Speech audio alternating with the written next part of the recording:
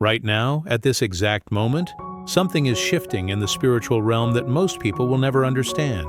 While millions sleep through the most critical season of their lives, invisible forces are positioning themselves around those who are awake enough to recognize what's happening.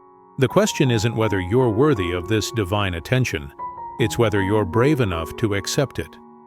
But here's what the world won't tell you. This isn't about becoming someone different. By the end of this message, you'll discover that everyone around you has been looking in the wrong direction, waiting for permission they don't need, seeking validation from a system that was never designed to elevate them. You're about to understand why silence from heaven sometimes means the loudest affirmation of all.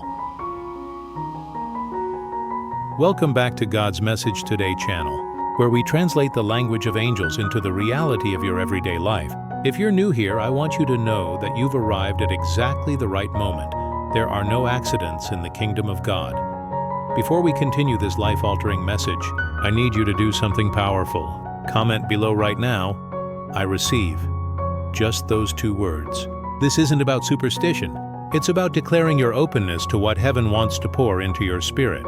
When you speak those words, you're positioning yourself in agreement with divine abundance. So go ahead, type it now, and then let's dive into what the angels have been waiting to tell you. The story we're about to explore together touches on something that sits at the very core of how God operates. Most people live their entire lives operating under a fundamental misunderstanding about how the divine selection process actually works. They imagine God standing in some cosmic lineup, evaluating resumes, checking credentials, making calculations about worthiness. But that's a human system, not a heavenly one. The kingdom operates on entirely different principles, and once you understand these principles, the entire landscape of your life begins to reorganize itself around truth instead of fear. Consider what happens when you stop waiting for permission. Not recklessly, not without wisdom, but with the confidence that comes from knowing you've already been chosen. The moment you internalize this reality, something shifts in your energy, your decisions, your relationships, and the opportunities that begin finding their way to you. People around you will sense this. They won't necessarily understand it, but they'll feel the difference. This is why the title of today's message says everyone will be speechless, not because you're doing anything extraordinary, but because you finally aligned with what was always true about you. God doesn't choose people based on a waiting list. He doesn't rank qualifications or run background checks on your past mistakes. The selection mechanism of heaven looks nothing like the selection mechanisms of the world. When we turn to Scripture, we find this principle woven throughout like golden thread. In 1 Peter chapter 2, verse 9, we encounter these stunning words, "But you are a chosen people, a royal priesthood, a holy nation, God's special possession, that you may declare the praises of Him who called you out of darkness into His wonderful light." Notice the language here. Not, "you might become chosen." Not, "you could possibly qualify." You are chosen. Present tense, current reality. This isn't a future promise waiting for performance metrics. It's a present identity waiting for recognition. The problem most people face isn't that God hasn't chosen them. The problem is that they haven't chosen to accept the choice. There's a significant difference between being selected and recognizing the selection. Imagine being offered a promotion at work, but you never open the email. The promotion exists, the opportunity exists, but until you acknowledge it, it remains theoretical instead of transformational. This is exactly what happens in the spiritual realm with divine calling. God has already made His choice.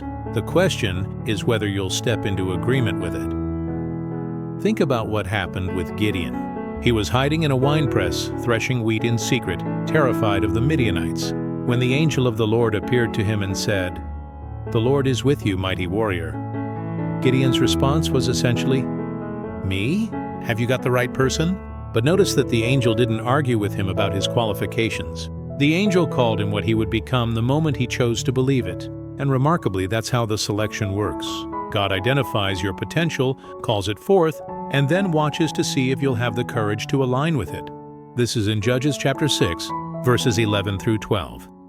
When everyone around you remains silent, when doors seem to close, when the world gives you no confirmation whatsoever, that's actually when heaven is speaking the loudest. Silence often means that God is reorganizing the landscape of your life, moving pieces into position, removing obstacles you didn't even know existed. The absence of external applause doesn't mean the absence of divine endorsement. In fact, Matthew 6:33 tells us something crucial. But seek first His kingdom and His righteousness, and all these things will be given to you as well.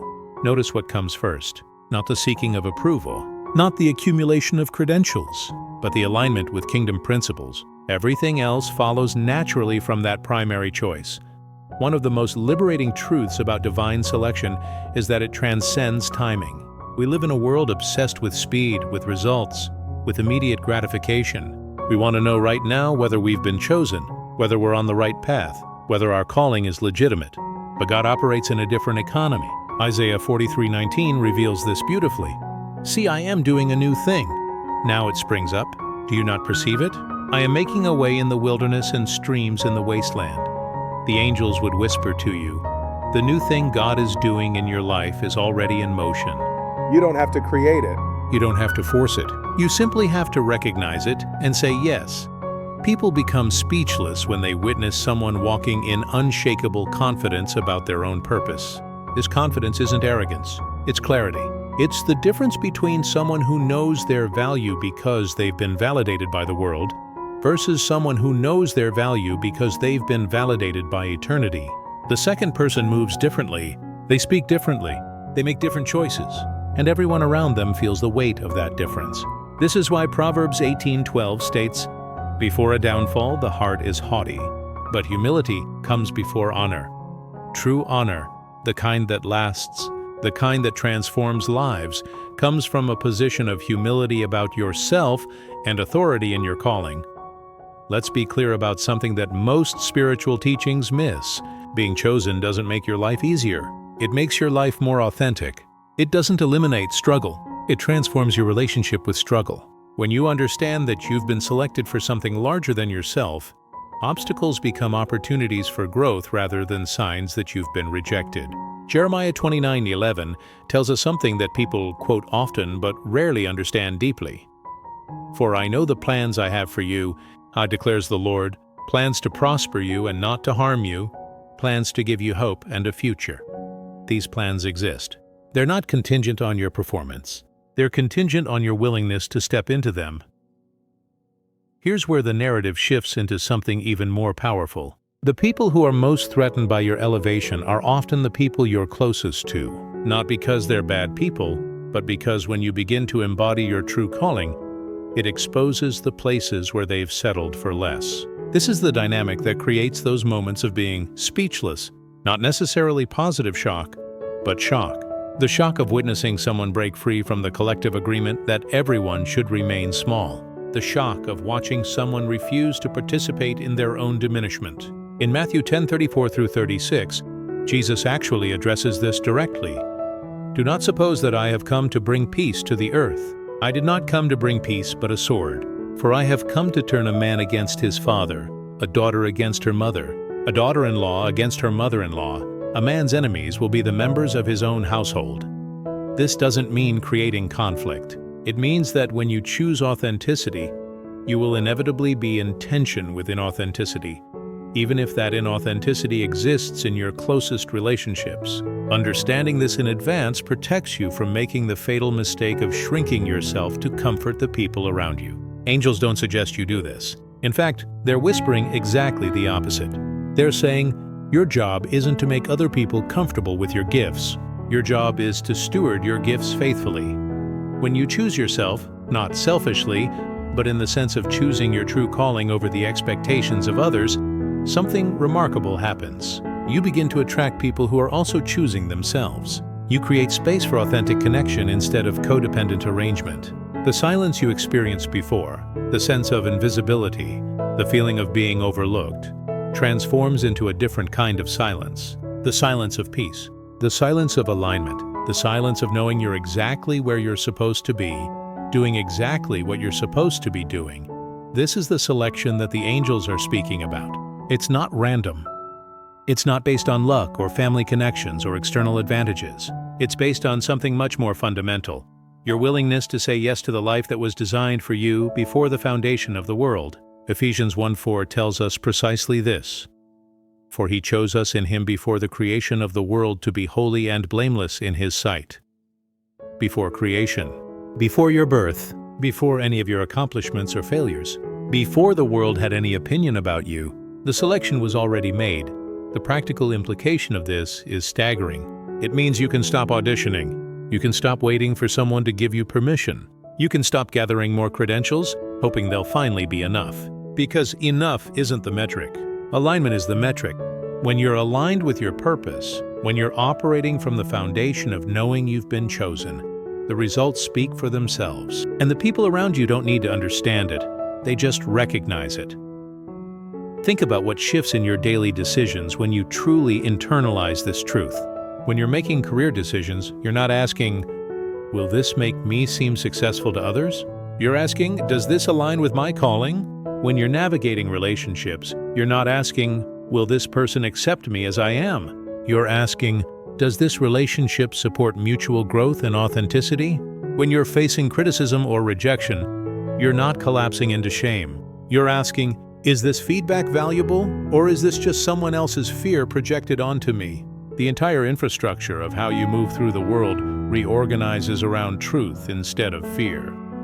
And here's what becomes speechless making. You suddenly have access to a kind of peace that doesn't make logical sense to people who are still operating from permission. You can smile in the middle of a crisis because you know something larger is orchestrating your life. You can take risks that the crowd considers foolish because you trust something deeper than crowd consensus. You can wait patiently for the right opportunity instead of grasping desperately at the wrong ones because you know that divine timing operates with intelligence you can't see. People witness this and they don't have words for it. It breaks their framework of what's possible. This brings us to one more essential principle. Being chosen means being willing to stand alone if necessary. Not stubbornly, not rebelliously, but with the clarity that comes from inner knowing. Psalm 27:10 holds a particularly tender truth for this moment. Though my father and mother forsake me, the Lord will receive me. This isn't about having bad parents. It's about recognizing that ultimate security can't come from any human source. It has to come from the foundation of divine selection. When your worth is rooted there, you can love people without needing them to validate your existence. The angels have something they want you to understand in this moment. They see you, perhaps more clearly than you see yourself. They see the potential you're carrying, the gifts you haven't yet claimed, the life you haven't yet lived because you're still waiting for permission that will never arrive in the form you think it will. And they're saying, it's time. It's time to step into the version of yourself that you know, deep down, you're meant to be. Not arrogantly, not dismissively toward where you've been, but with courage, with clarity, with the knowledge that this choice has already been endorsed by the highest authority in existence. Proverbs 3:5 and 6 guides us through this. Trust in the Lord with all your heart and lean not on your own understanding. In all your ways submit to Him, and He will make your paths straight. The path is already being made straight. You don't have to figure out every step. You don't have to see the entire blueprint. You just have to take the next right step from a place of alignment with your purpose. So here's what I want you to do right now. Don't wait. Don't delay. Don't think about this message for a week and then forget it. In this very moment, make a decision. Decide that you're going to step into the reality of being chosen. Decide that you're going to stop waiting for external validation. Decide that you're going to align your choices, your words, your energy, and your time with what you know to be true about your calling. Write down one action, just one, that you know you need to take in alignment with your purpose but have been postponing, and commit to taking it within the next 7 days. That commitment is how you say yes to the angels. That's how you translate heaven's selection into earth's reality. The world operates on a system of scarcity, competition, and proving your worth. The kingdom operates on a system of abundance, collaboration, and recognizing what was already given. When you choose the kingdom system, when you choose yourself in the deepest sense, not in narcissism, but in authentic alignment, something shifts. People feel it. They don't always understand it, but they feel it. And that's when they become speechless. That's when they stop measuring you by their standards because they realize you're operating on an entirely different frequency. Before we close, I want to acknowledge what might be happening in you right now. Maybe you're feeling something stirring. Maybe you're recognizing places where you've been playing small. Maybe you're feeling a mix of hope and fear. Hope because something in this message resonated with you. Fear because stepping into this reality means releasing some of what's familiar. That's normal. That's human. But the angels would encourage you to let the hope expand larger than the fear. Let the vision of your true life expand larger than the comfort of your limited life. I want to remind you, if this message has touched something in your heart, please show us your love by clicking that like button.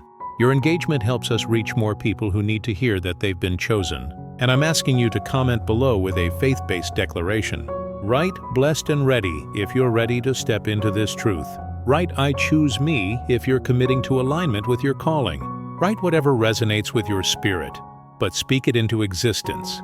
If you haven't subscribed to God's Message Today channel, now is the moment. Subscribe and turn on the notification bell so you never miss a message like this one. These aren't random videos.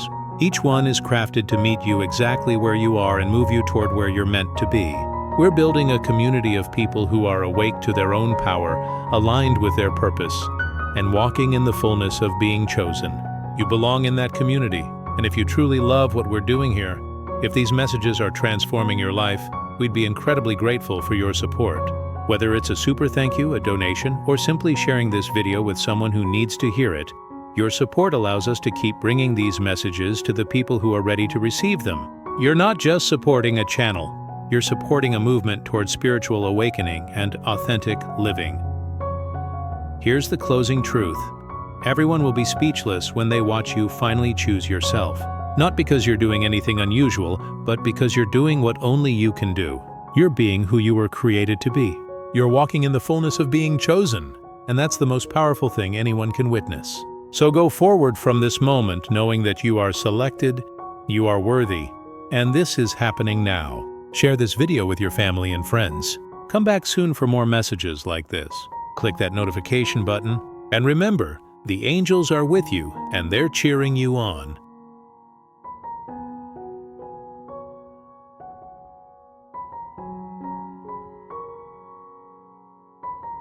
But there's something deeper we need to explore. Because understanding the concept of being chosen is one thing. Actually living it is something entirely different. The gap between knowledge and embodiment is where most people get stuck. They hear the message, they feel the stirring, they even make some initial commitments. But then life happens. Real obstacles appear, real doubts creep in, real people question their choices, and suddenly, that clarity you felt evaporates like morning mist. The angels want to address this gap directly. They want to show you that the selection process isn't just a one-time decision you make at some altar or in some moment of spiritual clarity. It's an ongoing choice. It's a daily reorientation toward truth. It's a continuous practice of saying yes to yourself, your calling, and your divine purpose, even when, especially when, everything around you is saying no. Let me paint a picture of what this looks like in real life. You wake up on Monday morning. You've made your commitment. You're going to step into your calling. But then your phone buzzes, a text from someone who doubts your decision. Or maybe it's not a text. It's a voice in your head that sounds like your mother, your former boss, your critical friend. Who do you think you are? This is too big for you. You should be more realistic. Look at how many people have failed at this. Suddenly the clarity you felt becomes foggy. The certainty becomes uncertain. And here's the critical moment. This is where most people make a fatal choice. They retreat. They interpret the doubt as a sign from the universe that they should abandon their calling. But the angels want you to know something. Doubt in the moment doesn't invalidate your selection. In fact, doubt is often the proof that you're standing at the threshold of something real. If your calling required no courage, if it required no override of your fear responses, then it probably isn't your true calling. It's just another comfortable extension of what you've already been doing. Real growth, real alignment with purpose, real embodiment of your chosen life always requires you to move through fear, not around it. Think about what happened with Moses. When God called him to lead the people out of Egypt, his response wasn't, "Yes, absolutely, I'm ready." His response was essentially a series of objections. Who am I that I should go to Pharaoh? What if they don't believe me? I'm not eloquent. I'm slow of speech. Moses was finding every logical reason to decline the invitation. But God didn't argue with him about his qualifications or his fears. God simply said, "I will be with you." And then God said something even more powerful. "This will be the sign to you that it is I who have sent you. When you have brought the people out of Egypt, you will worship God on this mountain." In other words, God was saying, the sign that you've been chosen isn't before you step into it. The sign is in the stepping. The sign is in the walking. The sign emerges as you move. This is Exodus, chapters 3 and 4, and it contains one of the most liberating principles in Scripture. You don't need proof before you commit. You get proof through commitment. You don't need to see the entire map before you take the first step. You take the first step, and the map reveals itself. This is how faith works. This is how divine selection actually operates in real time. So when you wake up tomorrow and doubt creeps in, here's what you do. You acknowledge the doubt. You don't pretend it doesn't exist. You don't try to faith it away through positive thinking. You look at it directly and say, "I notice this doubt. I feel this fear. And I'm choosing my calling anyway. I'm choosing alignment anyway. I'm choosing myself anyway." That's the daily practice. That's the embodiment. That's what transforms the concept of being chosen into a lived reality. The people around you will become speechless because they've never seen someone move with this kind of intentionality before. Most people are moved by circumstances. Most people are reactionary. Most people are constantly adjusting their course based on external input.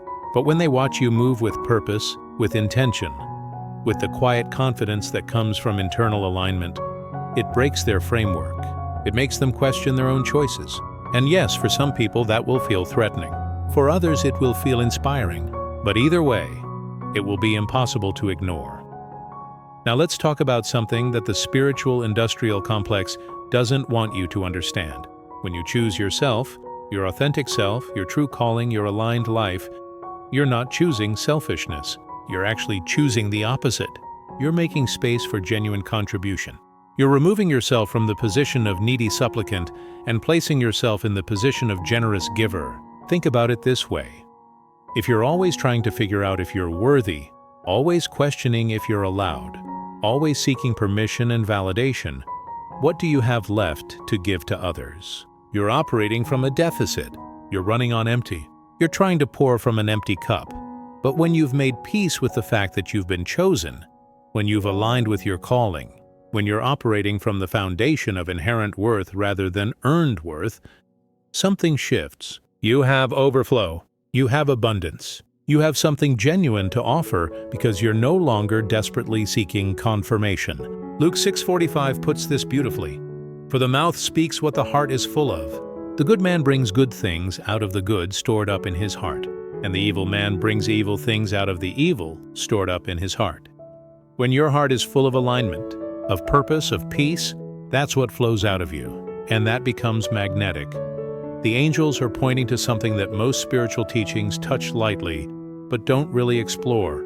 Your elevation doesn't require anyone else's permission, but it does require your own permission. You can have every angel in heaven standing behind you, every sign of divine favor, every indication that you're exactly where you're supposed to be, and still sabotage yourself through non-permission, through self-doubt, through the refusal to claim what's been offered to you, through the insistence on proving yourself worthy of something you already possess.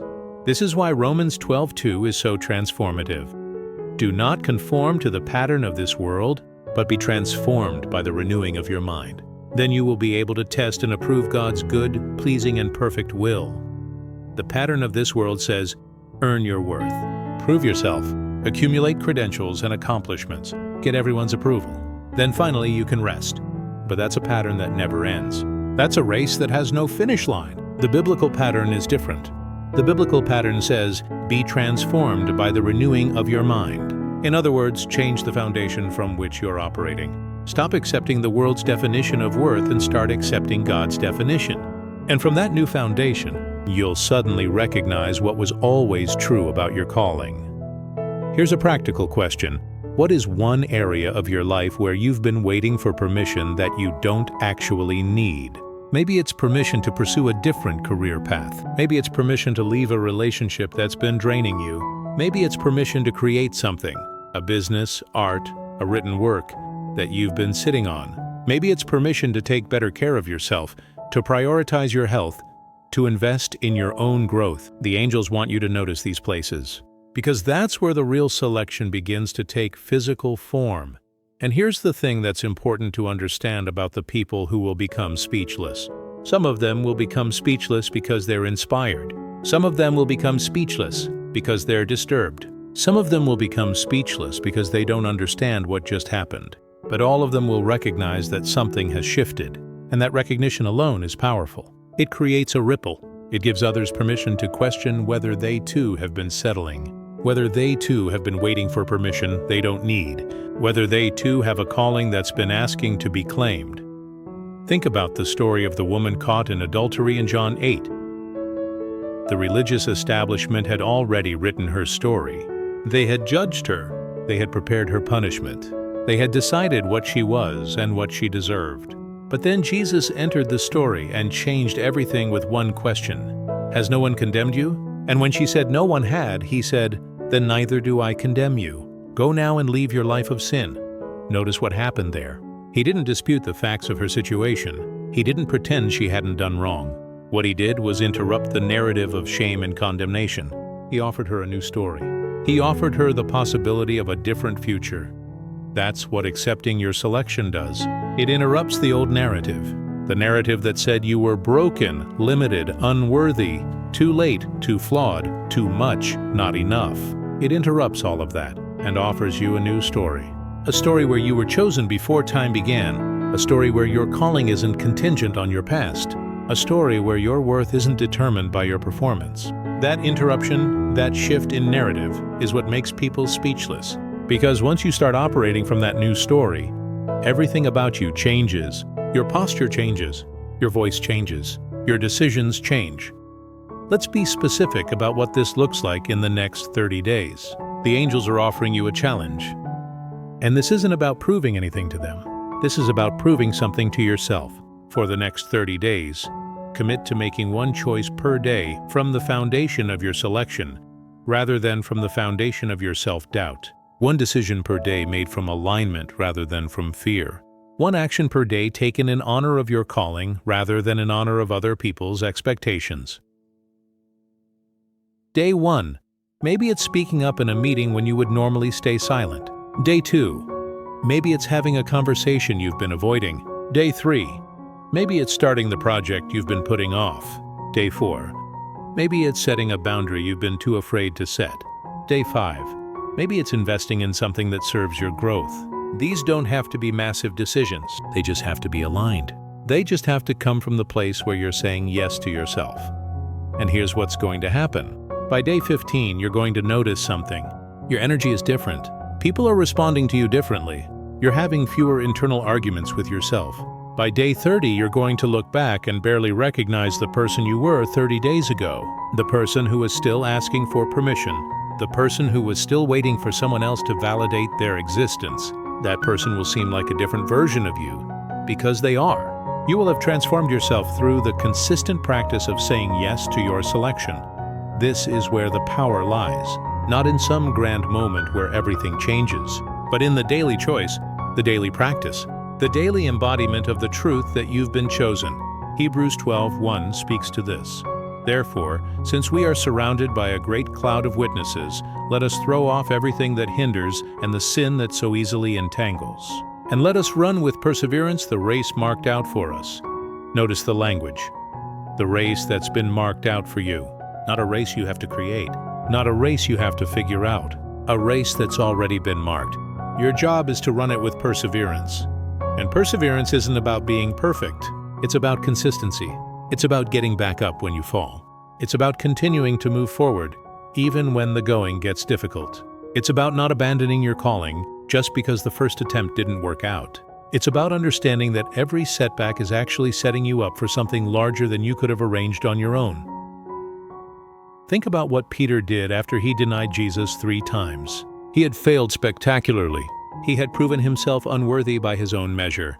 But notice what happened next. Jesus didn't say, "Peter, you blew it. You're out." Jesus said, "Peter, feed my sheep. Feed my lambs." In other words, your failure doesn't disqualify you from your calling. Your failure is actually part of the pathway that makes you able to fulfill your calling.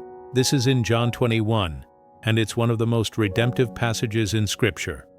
When you accept your selection, you're not accepting a life of effortless success. You're accepting a life of purposeful growth. You're accepting that the obstacles you face aren't evidence that you've been rejected. They're evidence that you're being refined. They're evidence that something in you is being strengthened that couldn't be strengthened any other way. And yes, that's harder than the fantasy of being chosen and then having everything automatically work out. But it's also more real. It's also more transformative. It's also what actually builds character, resilience, and genuine power. So here's what I want to ask you. What would change in your life if you truly believed that you had been chosen? Not someday, not eventually, not after you've done enough to deserve it. Right now, today, in this moment, what would you stop doing? What would you start doing? What conversations would you have? What dreams would you pursue? What relationships would you reevaluate? What habits would you break? What standards would you raise? What would actually be different if you operated every single day from the foundation that you've already been selected? The angels are asking you to try something. Try operating from that foundation for 7 days. Not from belief, from trial, just as an experiment, just to see what happens. Notice how your decisions shift. Notice how your conversations shift. Notice how your energy shifts. Notice what becomes possible when you're not spending all your internal resources on convincing yourself that you're worthy. Notice what becomes possible when that question is already settled. And as you do this, pay attention to the people around you. Pay attention to the moments when someone becomes speechless. Pay attention to when someone seems confused by your calmness in the face of uncertainty. Pay attention to when someone seems inspired by your choices. Pay attention to when someone seems threatened by your growth. All of these responses are valid. All of them tell you something, but none of them should change your fundamental alignment. Because you're not doing this for anyone else's reaction. You're doing this because you've finally said yes to what the angels have been saying all along. You were chosen, you are worthy, and it's time to live like you actually believe it. Before we wrap up this extended message, I want to check in with you emotionally and spiritually. Are you with me? Do you feel the resonance of this truth? If you do, I want you to engage with this video in a tangible way. If this message has landed, if this has shifted something in you, please like this video. Your engagement tells us that this content is hitting the mark, and it helps us reach more people who are exactly where you are right now. People who need to hear that they've been chosen. People who need permission to choose themselves. People who need to know that their calling is real and valid and worth pursuing. And I'm asking you again to comment. This time I want you to write a declaration. Write, "I am chosen," if you're claiming your selection. Write, "My calling is real," if you're ready to stop questioning and start pursuing.